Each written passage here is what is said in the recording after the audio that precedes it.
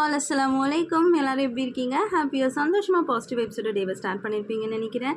And இன்றைக்கி வந்து mini lunch vlog தான் பார்க்க போகிறோம். ஸோ அதுக்கு நான் ஒரு 3 எக் எடுத்து பாயில் பண்ணிக்கிறேன். நெக்ஸ்ட் வந்து நான் சிக்பி வந்து நைட்டே வந்து சோக் பண்ணி வச்சுருந்தேன். பாருங்கள், நல்லாவே அழகாக வந்து உப்பி வந்துடுச்சு. ஸோ இதை வந்து தேங்காய் பால் சாதம், சிக்பி கிரேவி அண்ட் தேங்காய் பால் சாதம் செய்யலான்னு இருக்கேன்.